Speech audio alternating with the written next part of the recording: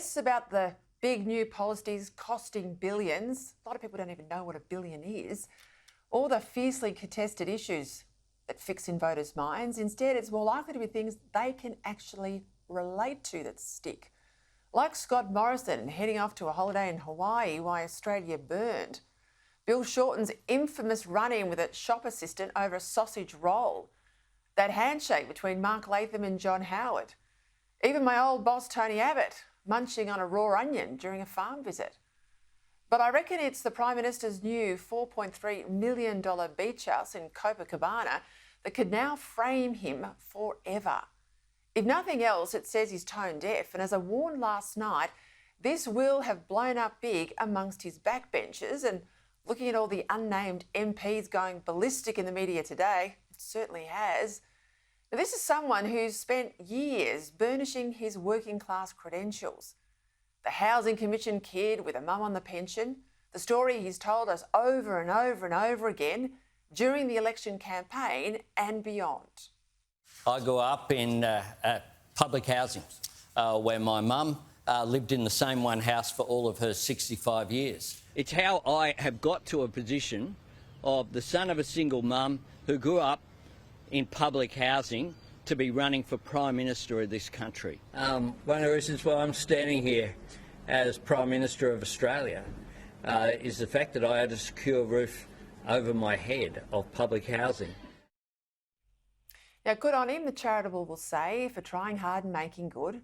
And why shouldn't someone who's been PM eventually have a good life and a comfortable retirement?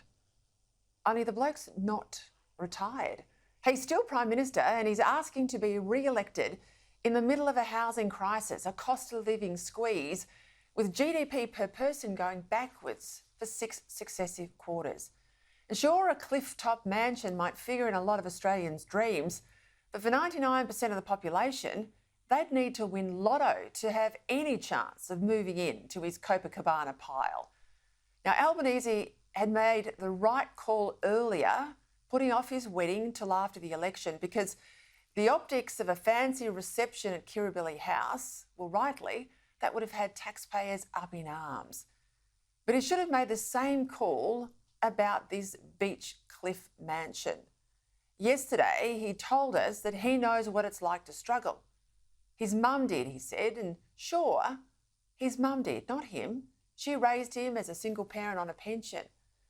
But he's been looked after for a long, long time by the Labor machine, straight from student politics at university, then into political staffing, then Assistant Secretary of the New South Wales Labor Party, parachuted into a safe seat in the federal parliament, promoted onto the front bench by his faction. Now, of course, he's in the top job as Prime Minister. Along the way, he's collected a few negatively geared properties and now lives rent-free in 2 mansions with domestic staff and everything else laid on. As I think I've told you before, forget the milk and bread, the Prime Minister doesn't even buy his own toothpaste. And with his salary, well, most of it would end up in his pocket, unlike most families who shell out hundreds each week at the supermarket. So maybe he does remember what it was like to struggle living with his mum, but that was a long, long time ago. I was reminded of Margaret Thatcher's remark when he said what he said, because she said about being a lady, if you have to say you're one, you're not.